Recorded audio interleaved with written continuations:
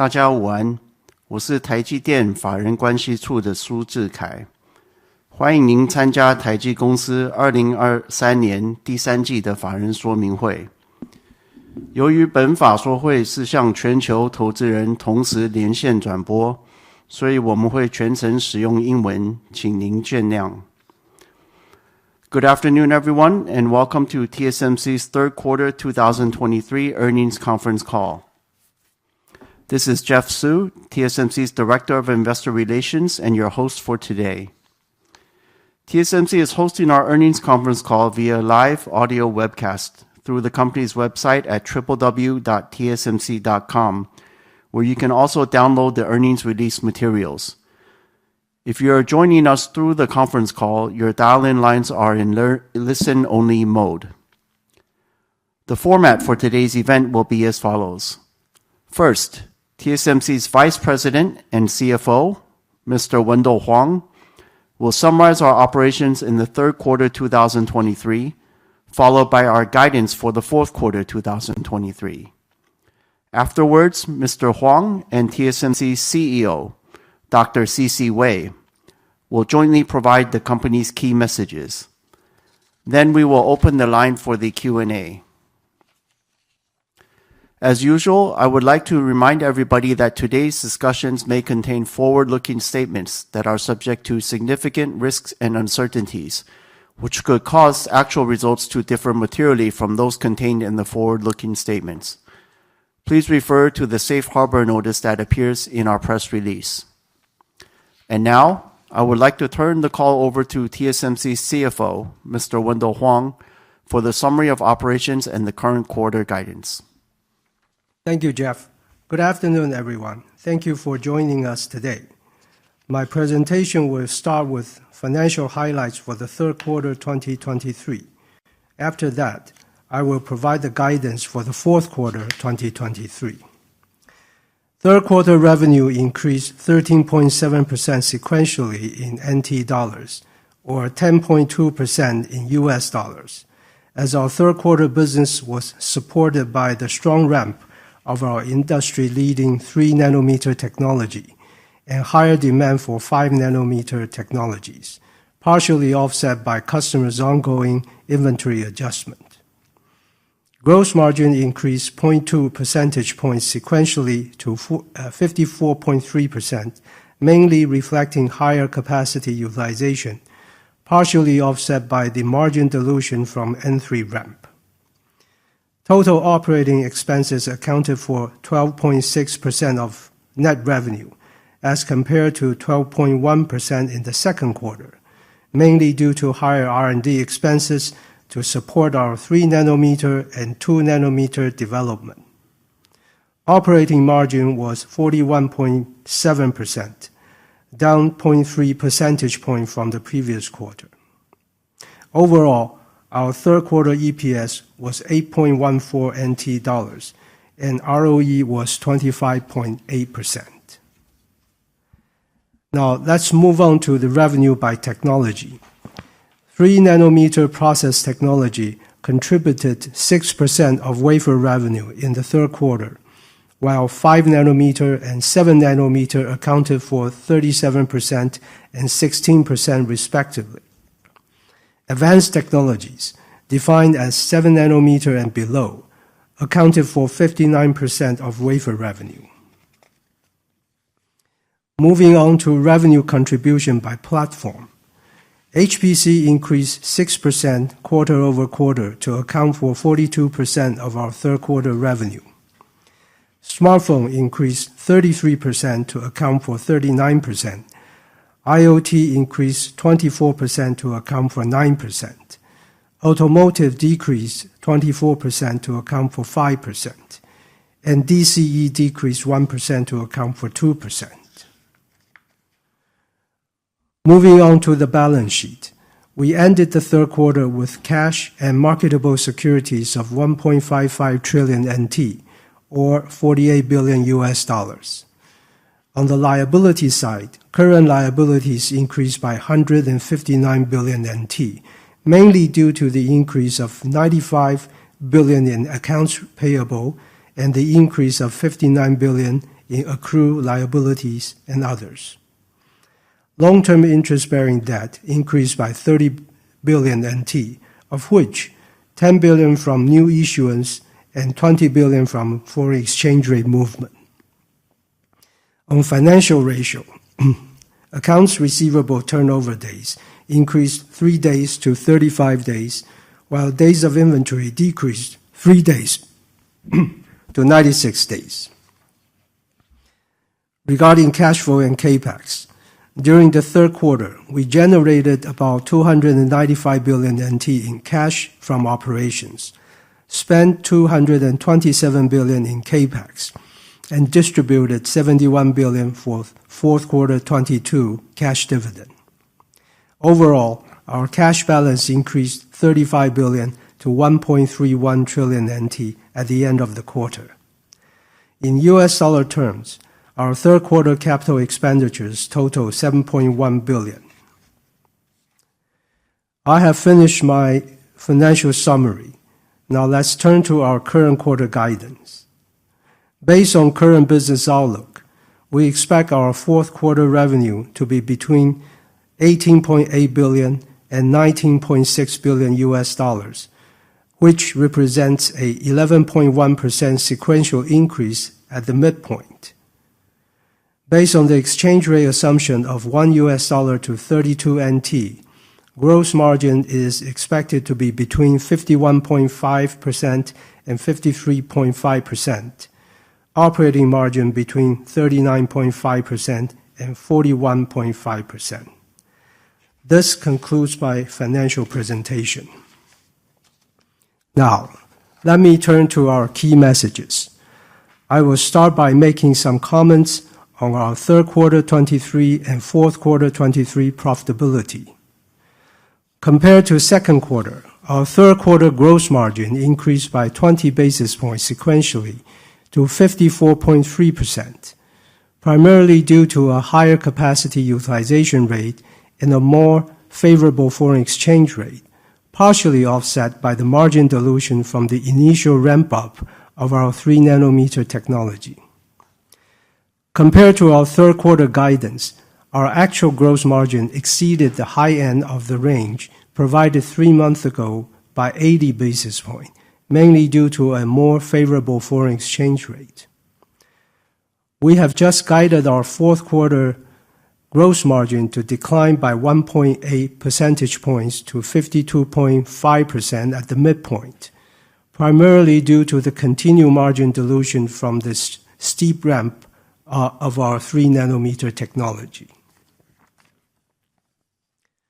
As a reminder, 6 factors determine TSMC's profitability: leadership, technology development and ramp-up, pricing, cost reduction, capacity utilization, technology mix, and foreign exchange rate.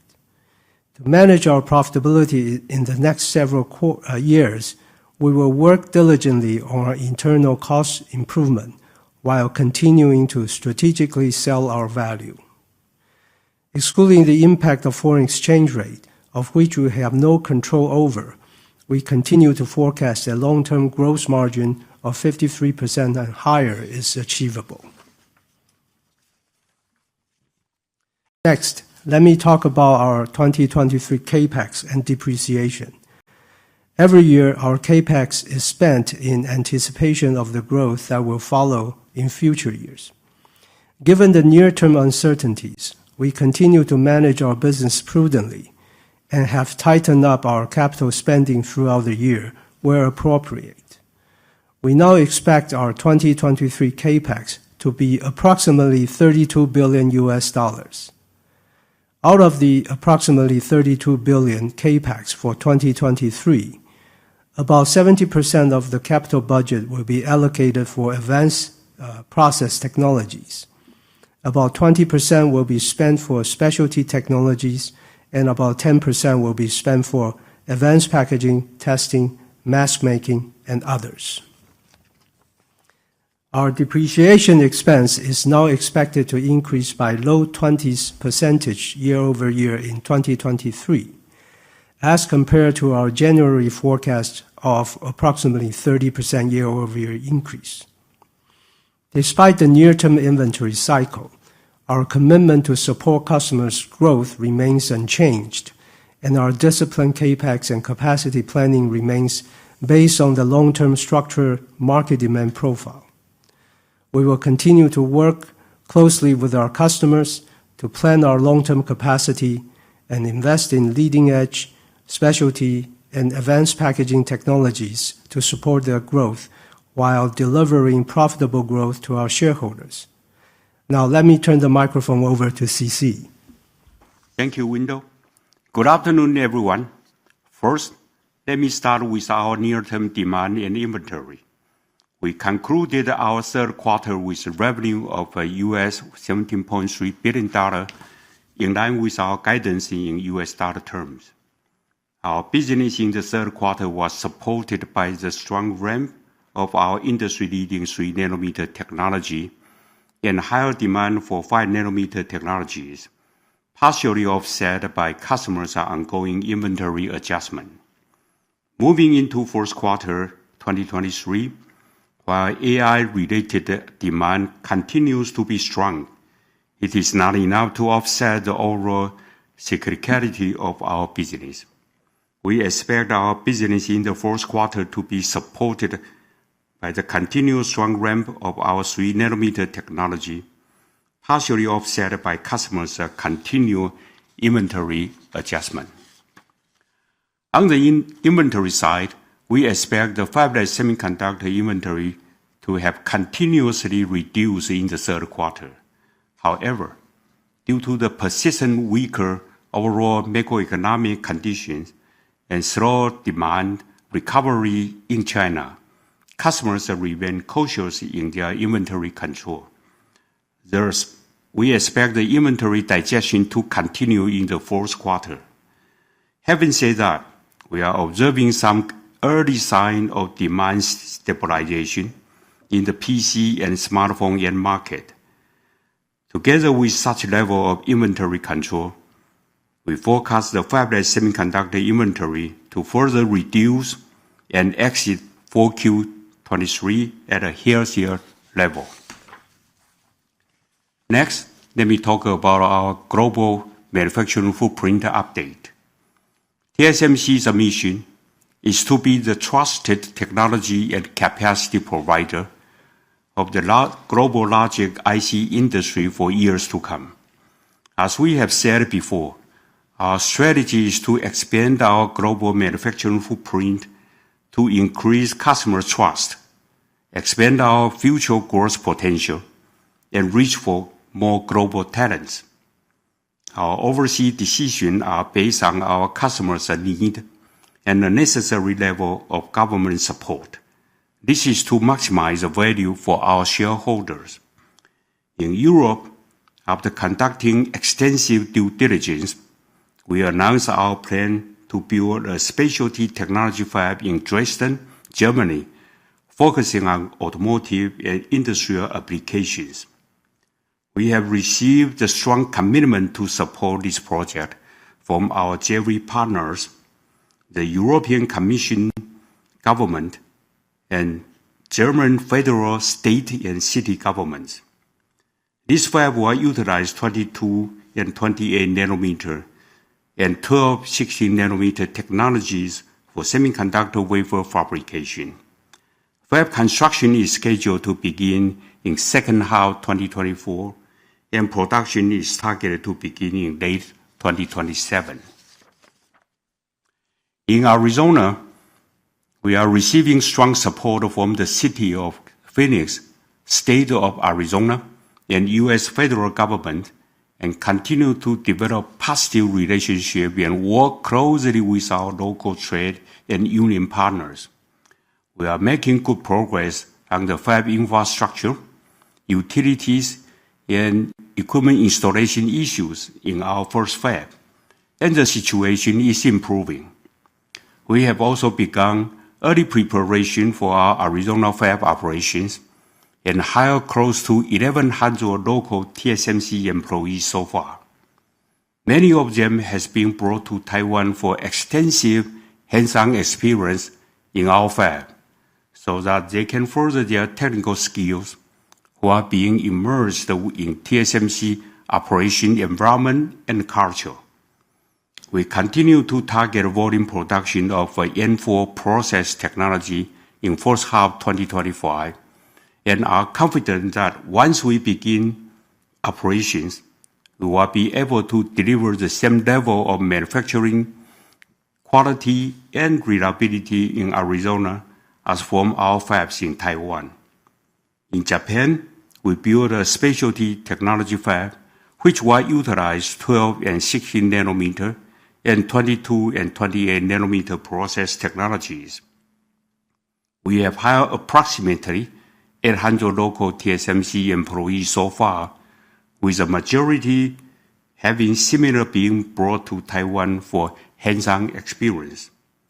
Equipment moving has begun this month, and volume production is on track for late 2024. In China, we have recently received an extension from the U.S. Bureau of Industry and Security to continue our operation in Nanjing. We are currently in the process of applying for validated end-user authorization and expect to receive a permanent authorization in the near future. From a cost perspective, the initial costs of overseas fabs are higher than TSMC fab in Taiwan due to, first, smaller fab scale, second, higher costs throughout the supply chain, and third, the early stage of semiconductor ecosystem overseas as compared to a matured ecosystem in Taiwan. TSMC's responsibility is to manage and minimize the cost gap to maximize the return for our shareholders. Our pricing will also remain strategic to reflect our value, which includes the value of geographic flexibility. We will also work closely with government to secure their support. At the same time, we will leverage our fundamental competitive advantage of manufacturing technology leadership, large volume, economies of scale to continuously drive our costs down. By taking such actions, TSMC will have the ability to absorb the higher costs of overseas fabs and still deliver the long-term gross margin of 53% and higher and sustainable ROE of greater than 25%. We remain firm in our commitment to maximize the value for our shareholders. Now let me talk about N3 and N3E ramp-up and progress. Our 3nm technology, the most advanced semiconductor technology in both PPA and transistor technology. N3 is already in volume production with good yield, and we are seeing a strong ramp in the second half of this year, supported by both HPC and smartphone applications. We reaffirm N3 will contribute a mid-single-digit percentage of our total wafer revenue in 2023, and we expect a much higher percentage in 2024, supported by robust demand from multiple customers. N3E will leverage the strong foundation of N3 to further extend our N3 family with enhanced performance, power, and yield, and provide complete platform support for both HPC and the smartphone applications. N3E has passed qualification and achieved performance and yield targets and will start volume production in fourth quarter of this year. We also continue to provide further enhancement of N3 technology, including N3P and N3X.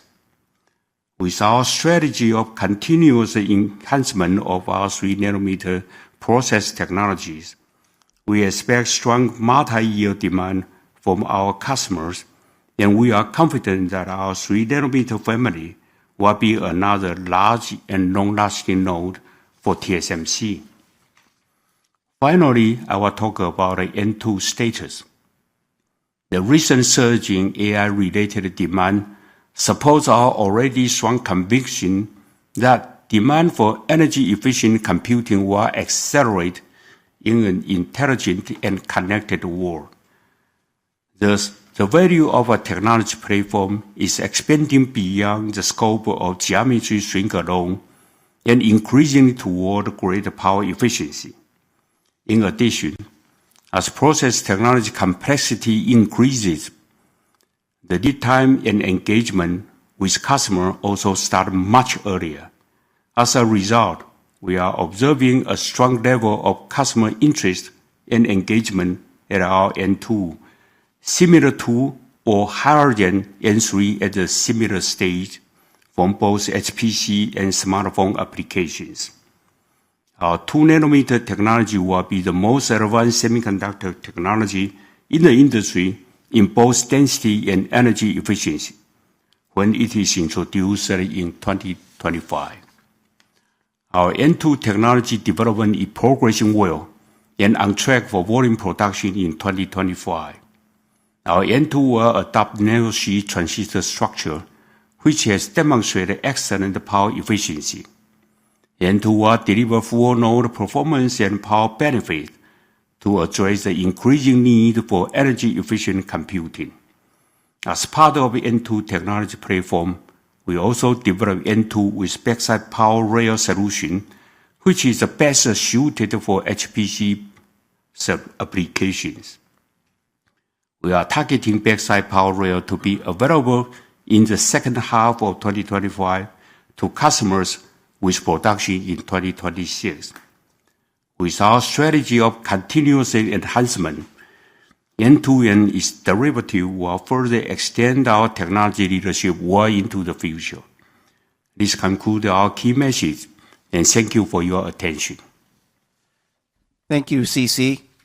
This concludes our prepared statements. Before we begin the Q&A session, I would like to remind everybody to please limit your questions to 2 at a time to allow all participants an opportunity to ask their questions. Should you wish to raise your questions in Chinese, I will translate it to English before our management answers your question. For those of you on the call, if you would like to ask a question, please press the star, then 1 on your telephone keypad now. If at any time you would like to remove yourself from the questioning queue, please press star, then 2. Now let's begin the Q&A session. Operator, can we please proceed with the first caller on the line? Thank you. Yes, the first one to ask question, Gokul Hariharan from JP Morgan. Yeah, hi. Congratulations on the great result, and thanks for the details on N3 and N2. My first question is on the technology leadership. Given we are hearing a lot of competitive messaging from your US IDM competitor/customer in the last few months, Intel seems to think that they will be getting into technology or process technology leadership in 2025.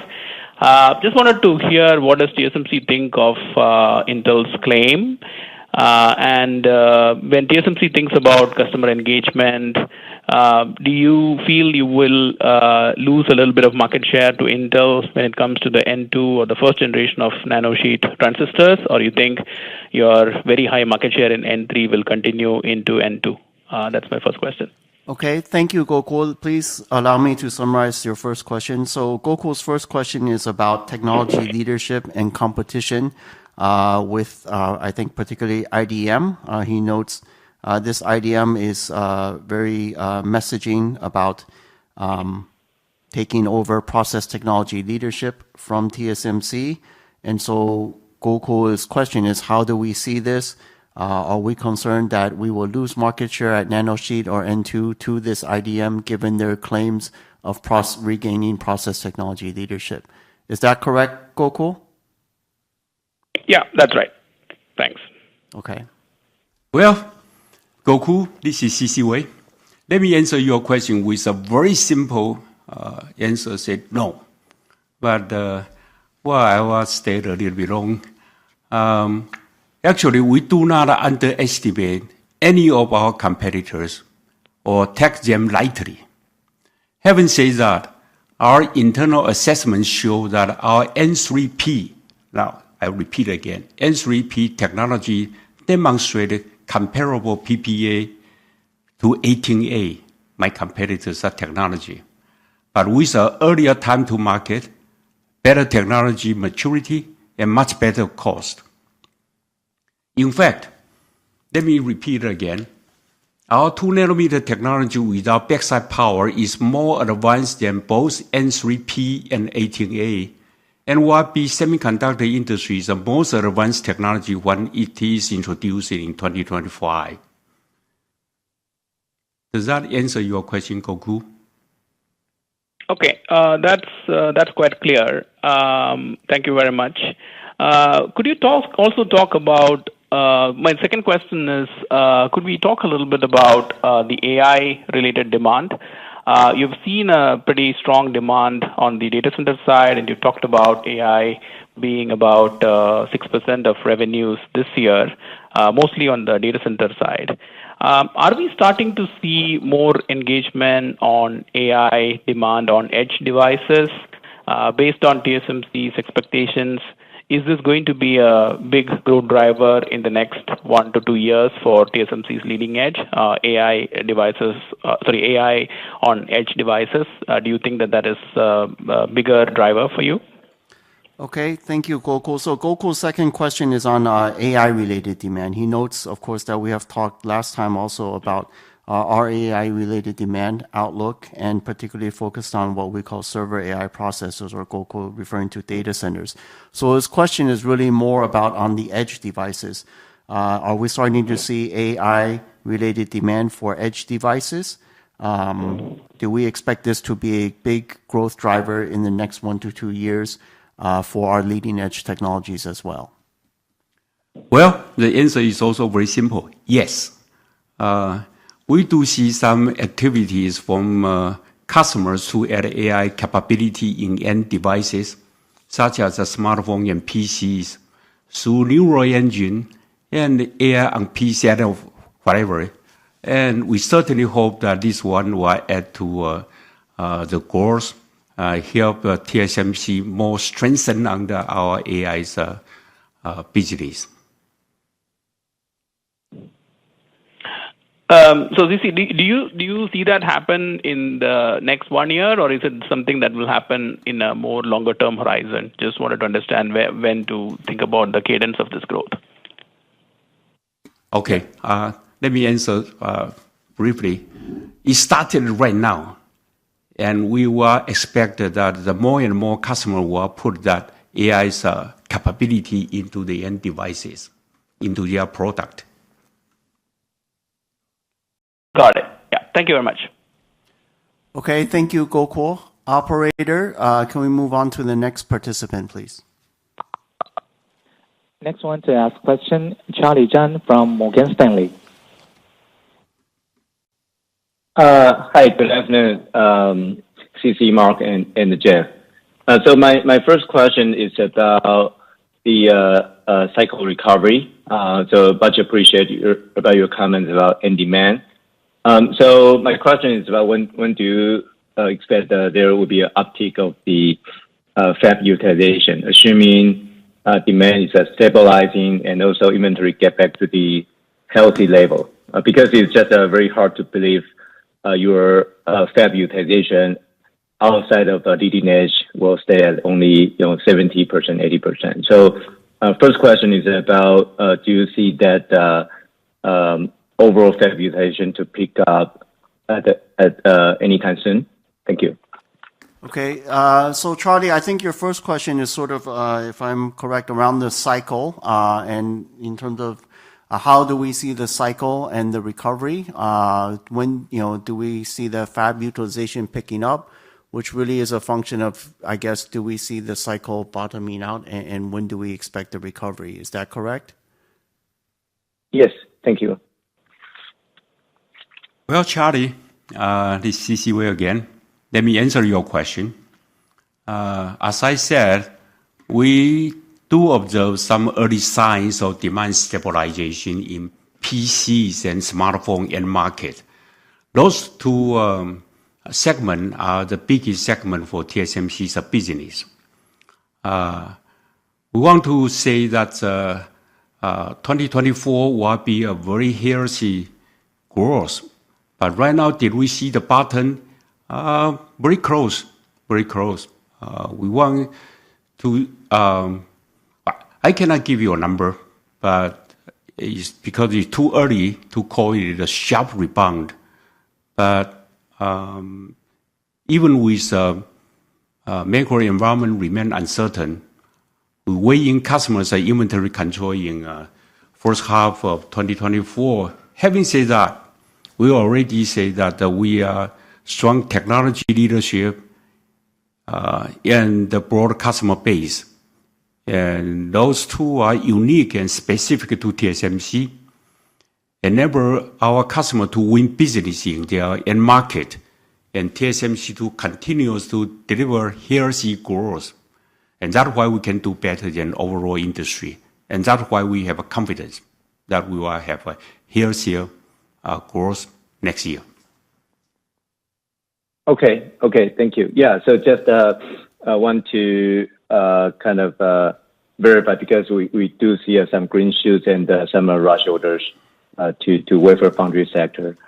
Thank you. But second question is also about AI. My question is about, over the past 3 months, do you see any upward revision of the forecast, maybe from the GPU or there's a custom chip? And I know it's a very, very recent, right? Just 2 days ago, the U.S. put some additional export control on the AI shipment to China. Do you think that is going to have any kind of near-term or long-term impact to your AI semi-revenue growth assumption? Thanks.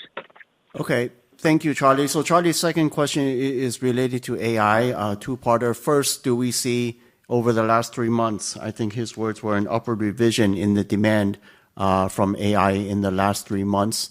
And then he wants to know, given the recent additional regulations announced, what would the impact to the AI demand be to TSMC, both for the short term and the long term? Charlie, the AI demand continues to grow stronger and stronger. So from TSMC point of view, now we have a capacity limitation to support them, to support the demand. We are working hard to increase the capacity to meet their demand. That's for one thing. Now, U.S. government put a new regulation, and for some of the product cannot be shipped to mainland China. However, it is just for a couple of days we are still in evaluation. We are still doing our assessment, but so far we can tell you that the impact to TSMC is limited and manageable. At least for the short term. For the long term, we are still evaluating what is the consequence. Got it. Yeah. So actually, there was one embedded question about the custom chip. So may I know your perspective about this custom chip? Long term may kind of gain share or outgrow the GPU products. So what's your assumption for this custom chip in terms of the revenue contribution within AI or to TSMC? May I ask this a follow-up? Okay. Let me answer it. Whether customer develop the CPU, GPU, AI accelerator, or ASIC for all the type of for AI applications, the commonality is that they all require usage of leading-edge technology with stable yield delivery to support larger die size and a strong foundry design ecosystem. All of those are TSMC's strengths. So we are able to address and capture a major portion of the market in terms of a semiconductor component in AI. Okay. Thank you. Okay. Thank you, Charlie. Operator, can we move on to the next participant, please? Next one to ask question, Bruce Lu from Goldman Sachs. Okay, thank you for taking my question. I think the question is try to ask about the outlook for next 2 years. I think I do recall that management mentioned about like 15 to 20% revenue CAGRs from 21 to 26. The smartphone business supposed to be, in line or slightly below the corporate average in terms of the growth rate. But, the smartphone business was down meaningfully in 2023. Do we expect to see a sharp rebound, for the smartphone business to get back to the corporate average in terms of growth rate? Also, that the management also mentioned that the back-end business will grow in line with the corporate average. Will we see a much stronger growth from the back-end business in the coming 2 years? Okay, so Bruce's question really is looking at, we have indeed, you're right, Bruce, we had said we will grow between 15 to 20% revenue CAGR in US dollar terms from 2021 to 2026. So Bruce's question wants to break down the components here to look at smartphone in particular, given that it has been a slower growing market these last few years. How do we see the growth of the smartphone market the next 1 to 2 years in the context of this CAGR? And then also, I think Bruce is also asking about the back-end growth. We have said previously it will grow slightly faster than the corporate average. What is the current expectation now also for the next 1 to 2 years? Is that correct, Bruce? Yes, thank you. Right, Bruce, this is Wendell. In the next 2 to 3 years, backing up to 21 to 26, we still expect that the smartphone as a whole will grow slightly slower than the corporate average. We still think that HPC will be the strongest one and will be the major growth contributor to our multi-year growth. This is your first question. As to the growth of back-end business, we still expect that the back-end business as a whole will grow slightly faster than the corporate average in the 5-year time period. I see. Thank you. So the next question is for the technology cadence. I mean, for TSMC, for revenue contribution for 5 nanometer, we start to see the meaningful revenue contribution for 5 nanometer starting at third quarter 2020, and 3 nanometer is third quarter 2023. So the cadence, it looks like it's longer for 3 nanometers versus 5 nanometer and 7 nanometers. What is the technology cadence moving forward? Are we able to see a meaningful revenue contribution on 2 nanometers in 2 years time frame or 3 years time frame? Though I think the technology migration cadence is an important indicator. So. Okay, thank you, Bruce. So Bruce's second question, again, as he said, is around the technology cadence. He notes that 5 nanometers started contributing revenue in 3Q20, but I think you're saying 3 nanometers revenue is contribution in 3Q23. So the cadence is growing longer to kind of 3 years between 5 and 3. So what will be the technology cadence in the future? And thus for 2 nanometer, when should we expect meaningful revenue as well? Is that correct, Bruce? That's correct. Okay, thank you. Okay, Bruce, let me answer the question. I think that we develop the technology to meet the customer's demand. That's the first priority to us. But then different customer may have a different product schedule consideration. And as time goes by, the technology complexity actually become more and more complicated. And our customer will design their product and react to the market situation. So let me answer the question that's in a very simple way. TSMC's technology cadence remain constant and to support our customers' growth. But whether we got the same amount or same percentage of the revenue, it will depend on customers' product schedule.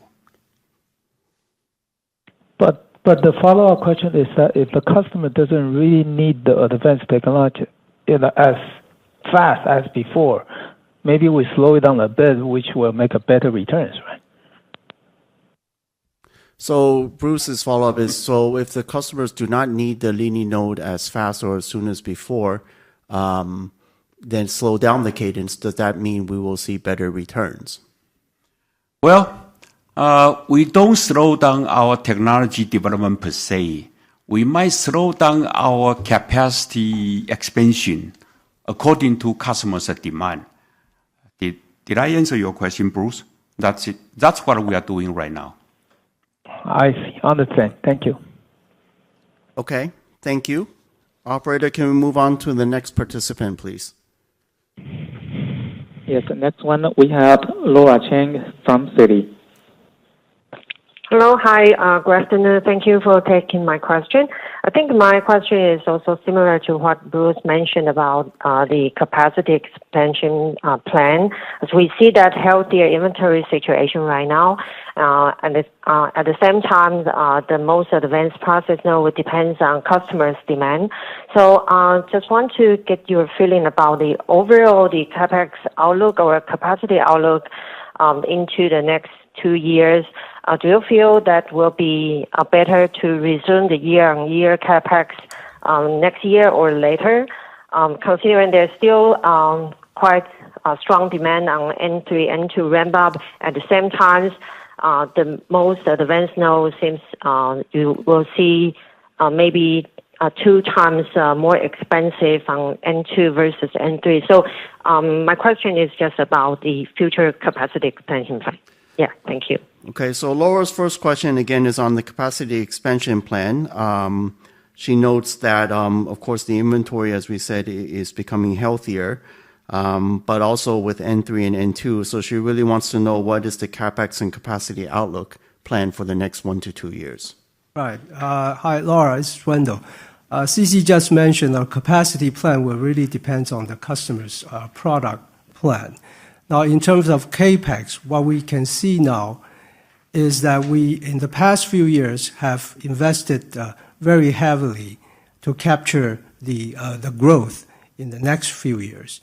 And as we begin to harvest those investments, we expect the increase of our capex to be leveling off in the next few years. That doesn't mean the dollar amount is going to reduce, but the capital intensity is expected to decline in the next few years. That's what we can see at this moment. Thank you, Wendell. I recall that previously we mentioned about like we target longer term to back to like mid-30s for our capex intensity. So is any possibility we see we achieve that target next year? First of all, it's not a target. It's a forecast based on the customer's demand. And secondly, it's like 3 or 5 years out. It's not the immediate next year. Okay, thank you. Very clear. And also my second question is about N2 progress. Appreciate CC's previous sharing on the progress and also the backside power timeline. I'm just wondering that what would be the most challenging part if we migrate to like a backside power, and also since the transistor density will become totally different on nanosheet. So I'm just wondering that the client's migration or intention to adapt the most advanced node into next 2-3 years, and what will be the most challenging in technology perspective? Thank you. Okay, so Laura, let me make sure I got this right. So your second question is about N2, and you want to know, with the adoption of backside power rail, what is the most challenging part from a technology perspective, and then how do we see the customer adoption? Yes, okay. Correct. Thank you. Laura, I'll answer that, as a technology moving into more and more advanced node, the challenge is always there. Technology complexity increased dramatically, but we can do it, no doubt about it. And we are still remain the technology leadership in this industry. If you ask me what is the most challenging part, I would say it's cost. I mean, that's you look at it today, inflation, everything, and the tool become more and more expensive. Although we can do it on time to meet customers' requirement, our challenge right now, actually, I would say, number one, cost. I want to reduce the cost so more customer can afford it. But even with that, actually, we have a lot of customer interested and engaged with the TSMC today. Actually, it's probably higher than the N3 at a similar stage. Okay. Did I answer your question? Thank you. Yeah. Yes, very clear. Thank you very much, CC. Okay, thank you, Laura. Operator, can we move on to the next participant, please? Right now, we have Brett Simpson from RFA Research. Thanks very much. I had a question for CC regarding the hyperscalers. Major U.S. hyperscalers are hiring a lot of chip designers at the moment and looking to make their own AI silicon, going direct to TSMC, much like Apple has done over the years. Is TSMC generally supportive of this trend or not? And can you give us your perspective as to whether hyperscalers have the in-house IP and skills to cut out the ASIC suppliers or not and go direct to TSMC? Thank you.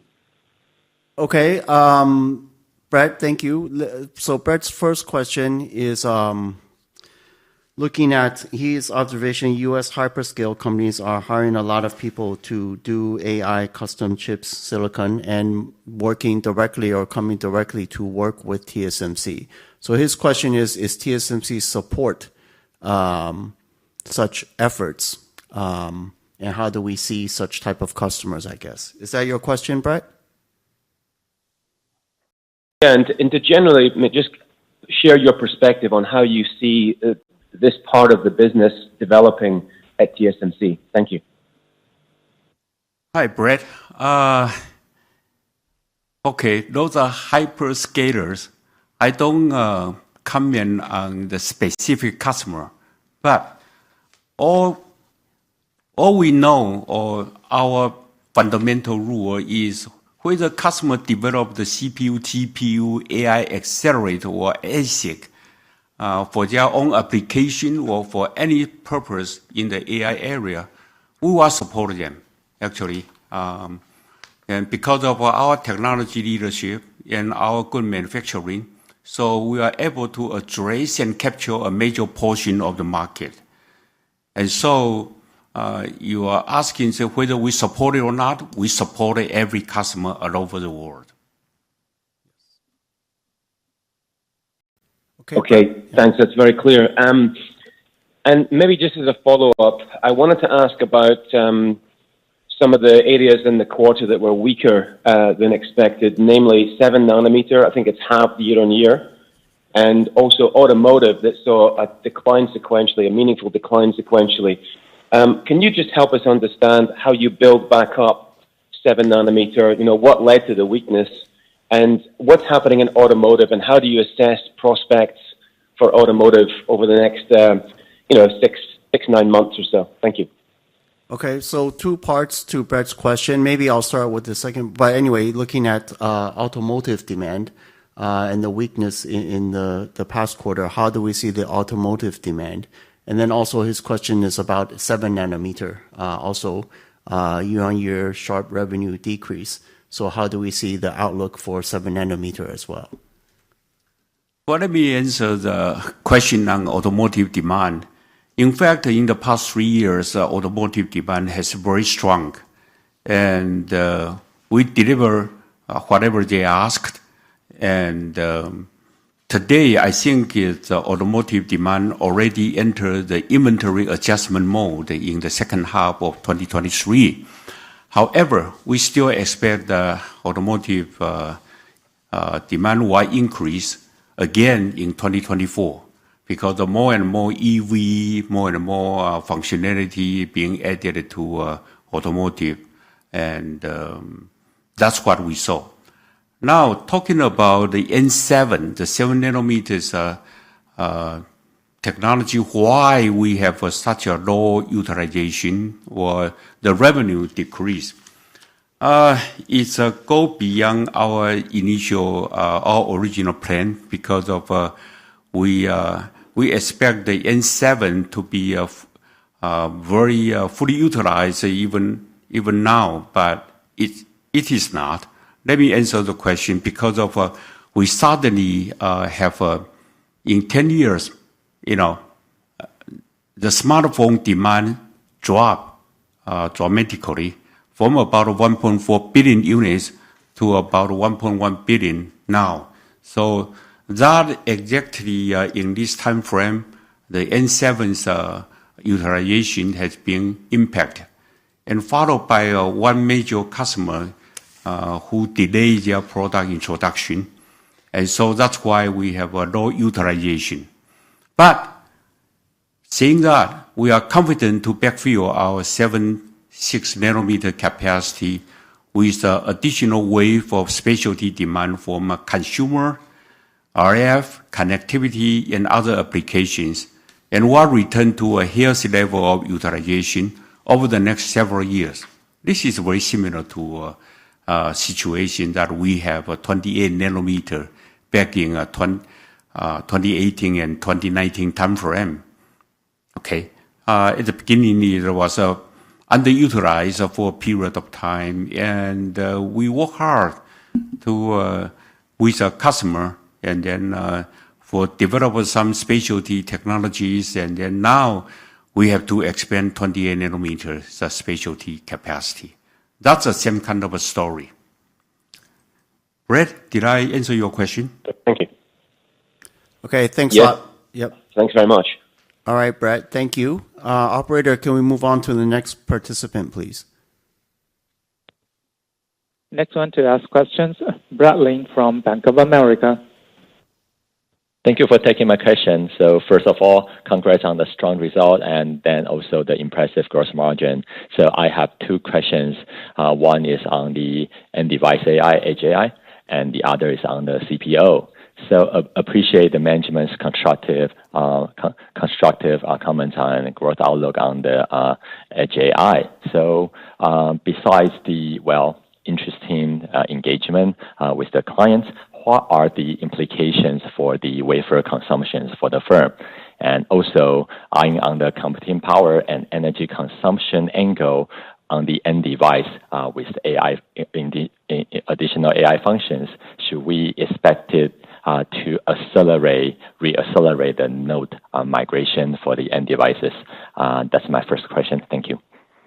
Okay, so Brad's first question is about Edge and end device AI. He wants to know what is the implications for wafer consumption, and then with the increasing need for energy efficiency and power, he is wondering, does this re-accelerate or increase the node for, I guess his words is node migration or adoption of leading edge technologies? Well, the edge device start to that's including smartphone and PCs, start to incorporate the AI functionality inside. We observe some of the neural engines has been added increasingly. So the die size will increase. Even the unit did not increase dramatically, but the die size, is in mid-teens. Mid-single digit is the die size increase so far. And I expect that this kind of trend will continue.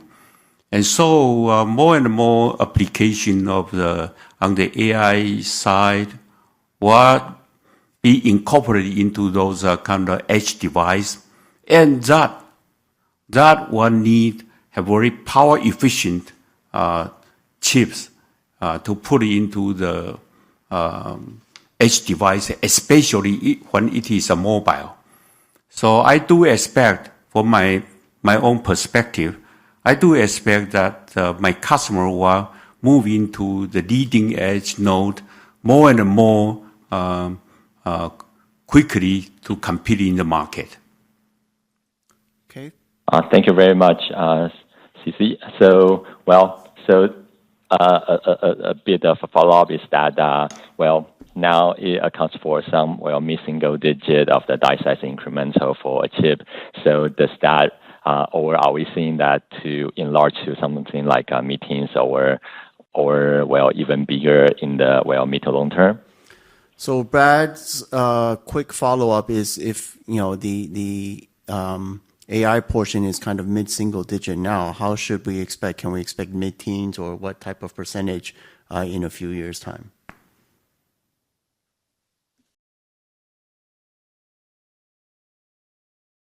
Well, I will answer the question. Actually, we see the increase on the die size, but we cannot nail down we say the mid-single digit, but I expect it to start to increase.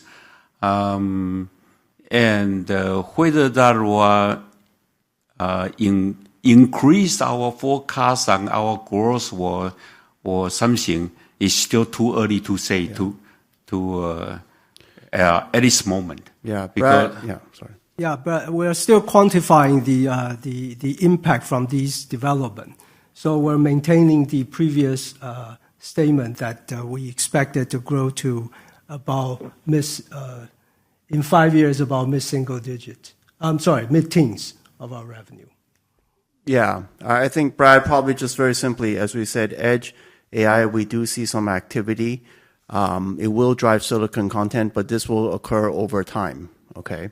And we don't have any quantitative number to share. All right? Got it. Thank you. Okay. What is your second question?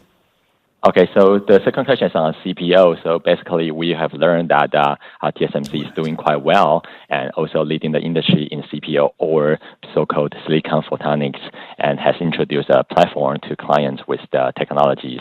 So may we learn that the opportunities and implications of the new technology for the industry and for our firm?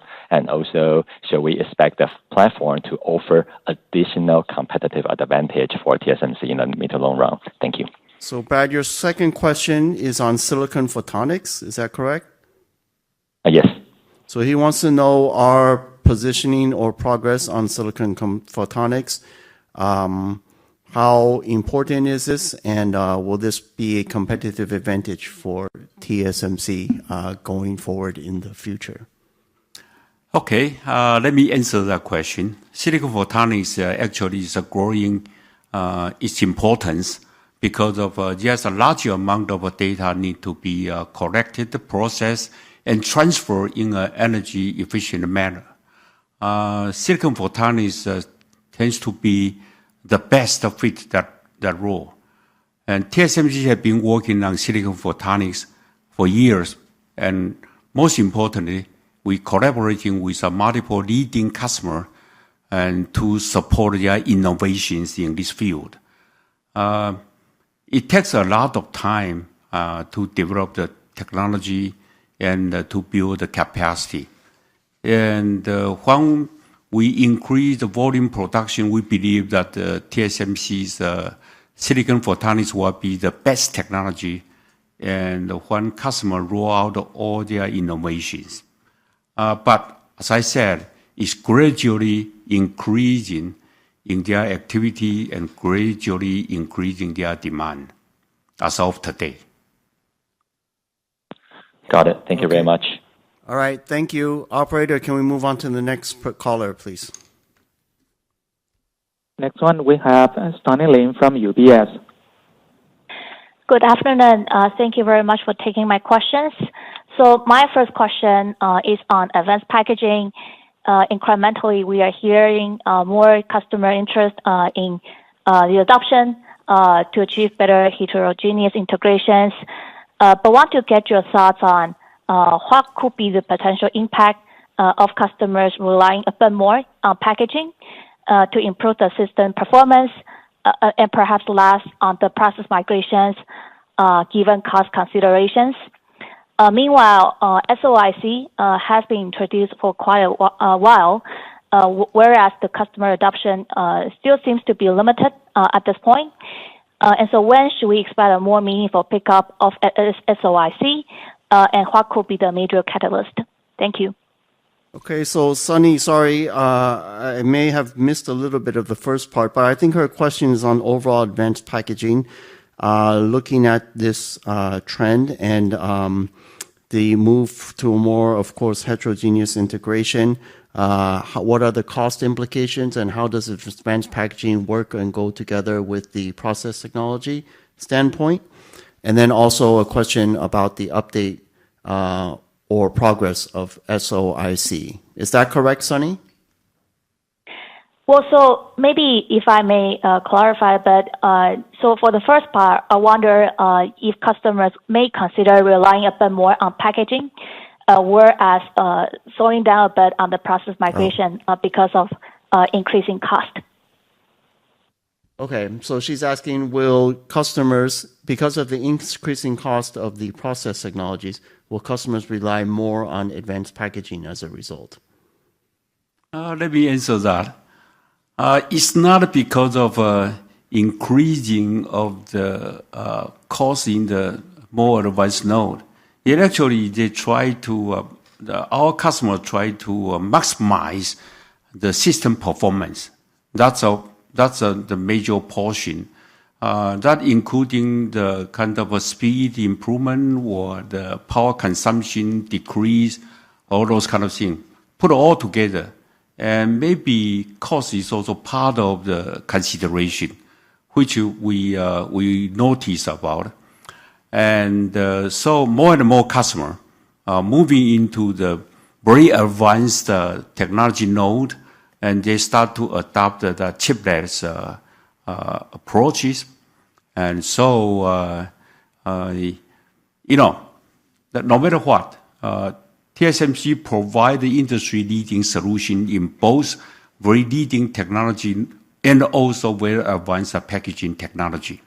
And to work with a customer for their product, have a best system performance.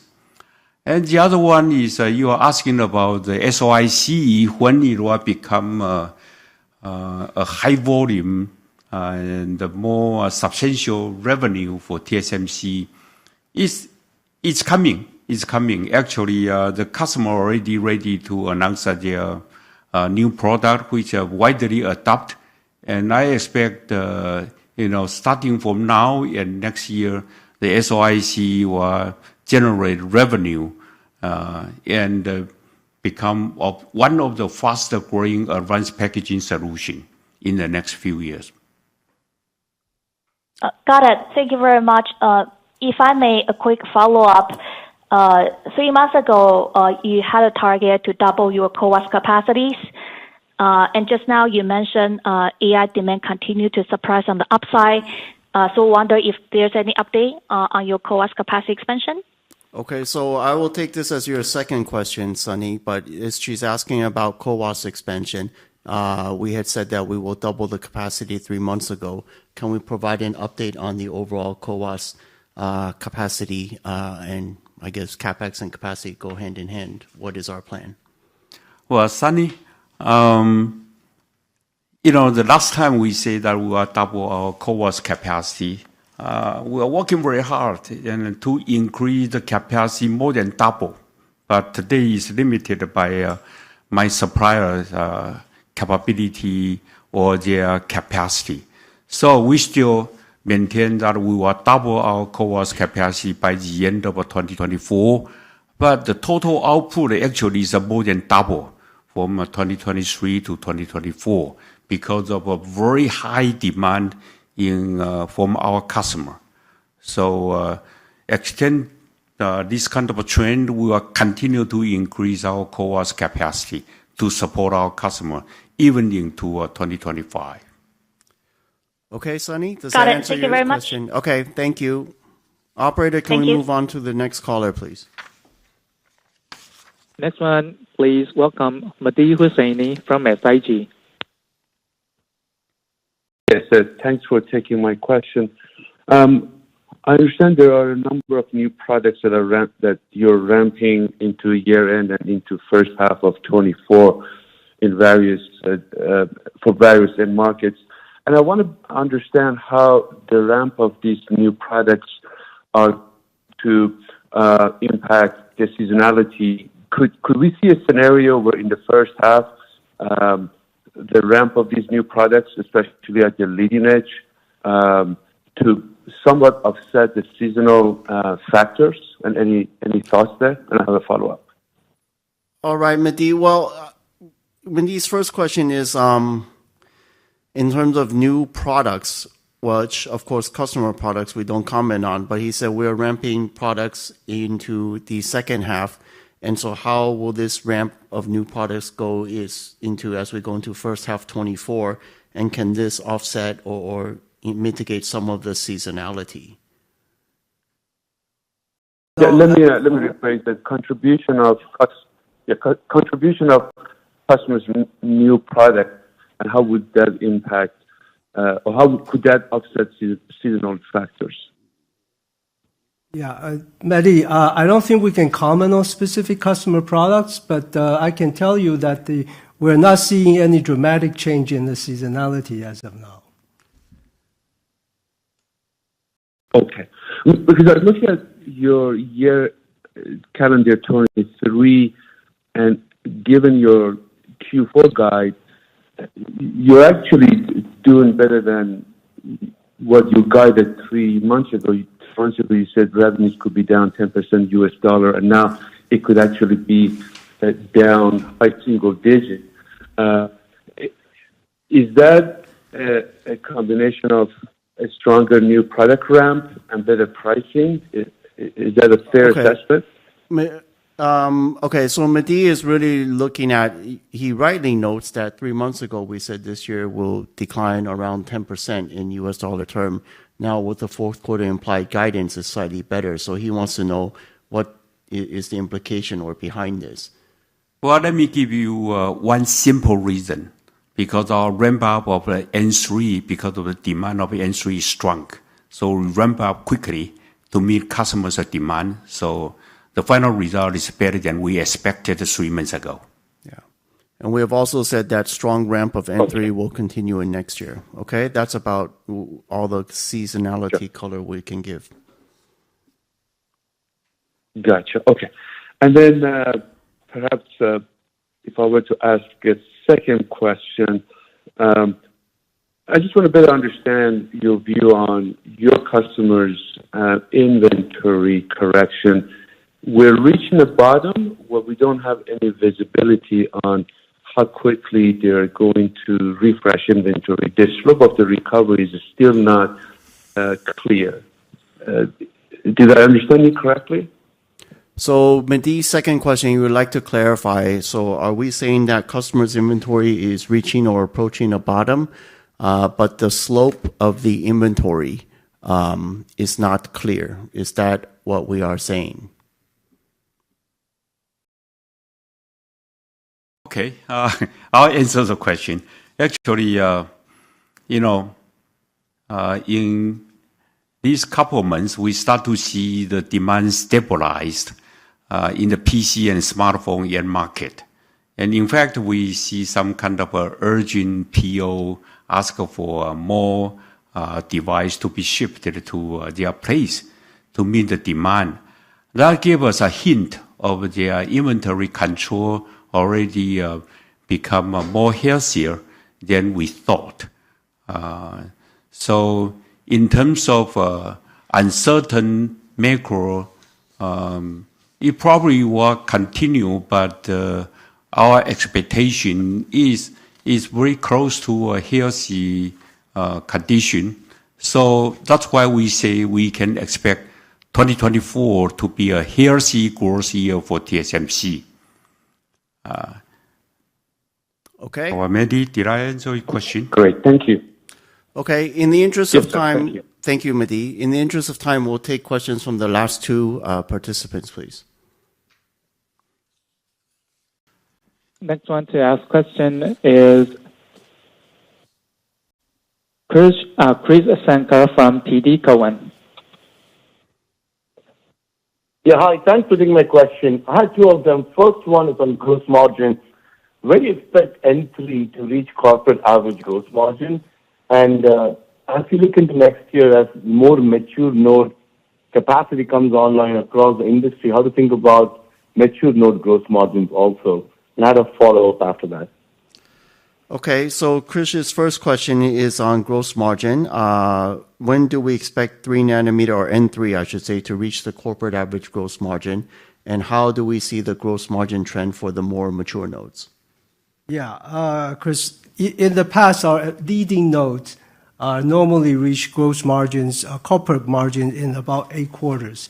But as we progress with more and more leading nodes, it will become more and more challenging because of several reasons. Well, first of all, our corporate margin is higher than before. And secondly, the leading node, as I just said, is becoming more and more complex. And also, in the past few years, the inflation pressure that was not expected also contribute the higher cost in the N3. So it's going to be pretty challenging for future leading nodes to reach corporate margin as before, like before in the same time frame. The mature nodes, I can tell you that our mature nodes are the gross margins are really congregated around the corporate average in a pretty narrow band. Because we focus on specialty technology, it's not a commodity capacity. Yes. Okay. Yeah. That's very helpful. Thank you for that. And then as a follow-up, on Arizona, you mentioned that you'd hired about 1,100 local employees. I'm kind of curious, is that critical mass enough for you to start 4 nanometer production, or do you have another target level of employees before you can actually start getting this production, since you're still maintaining the output to be in first half of 2025? Okay, thank you, Krish. So Krish's second question is about our first fab in Arizona. He notes that we have said we hired, 1,100 local employees. So his question is this enough critical mass or enough people basically to support the ramp of the first fab as we plan, as we said today, in first half 25? Of course, we continue to hire the local talent to join the TSMC's fab in Arizona.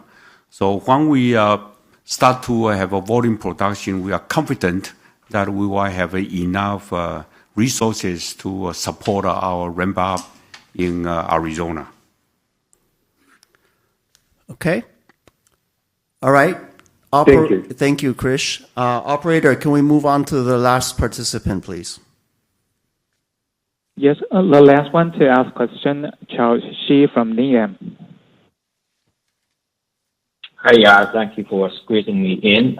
First off, I really want to congratulate the TSMC for delivering good results for Q3 and very good guidance for Q4. But I want to really call out the reported revenue for 5 nanometer in the third quarter. Looks like you are showing some really good counter-cyclical strength and probably the record high. I want to understand the rebound in the 5 nanometer business in Q3. Is that going to be more in the following quarters? And what's behind that? And the relative, let's say, your expectation like 3 to 6 months ago when you were reducing your 23 outlook, is 5 nanometer doing better than expected? And how has the demand trending in the last 2-3 months for 5 nanometer? Thank you. Okay, so Charles' first question is about 5 nanometer. He's asking in the very near term, he notes that he saw a very strong sequential revenue increase in the third quarter. So he's wondering what is driving this. And then he's asking about what is the outlook for the next 3 to 6 months for 5 nanometer specifically. Yeah, Charles, I can share with you the increase in revenue N5 in the third quarter mainly comes from 2 platforms, HPC and smartphone. HPC also includes the AI-related demand. Smartphone, basically some customers' product seasonalities. Now, forward-looking wise, I'm not going to share with you, but we will tell you in January what actual the next quarter M5 revenue will be. The overall revenue. Yes. Yeah, we don't provide revenue by process node. Okay? What's your second question, Charles? So thanks, Jeff. The other question is about CapEx.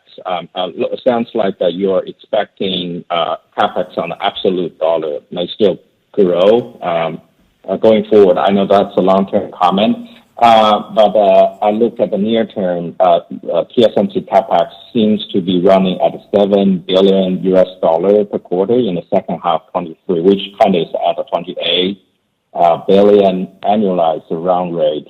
But if we are expecting total CapEx for 24 to grow in a dollar term over 23, it seems like you are expecting a CapEx ramp in 2024. Maybe that's you're planning for some of the CapEx ramp in 24. Is that the right way to think about the CapEx? Is $7 billion really like really the bottom level run rate for TSMC CapEx at this point? Thank you. All right, so Charles' second question is on CapEx. Basically, he's saying, given the guidance, he's looking at our CapEx is running at about a $7 billion run rate. So he's assuming, although we do not comment on 24, he's assuming if next year's CapEx dollar amount is going to increase, but if we're running at $7 billion run rate, does that imply $28 billion? How should he reconcile this? Charles, every year the capex is invested based on the future opportunity to growth, and we invested to capture those future opportunities. Too early to talk about 2024. Really, we'll share the guidance with you in January quarterly release. Okay. All right. Thank you, Charles. Thank you, everyone. This concludes our Q&A session. Before we conclude today's conference, please be advised that the replay of the conference will be accessible within 30 minutes from now. The transcript will become available 24 hours from now. Both of these are available and you can find through TSMC's website at www.tsmc.com. So thank you, everyone, for taking the time to join us today. We hope everyone continues to be well. And we hope to see you join us again in January. Goodbye and have a good day. Thank you.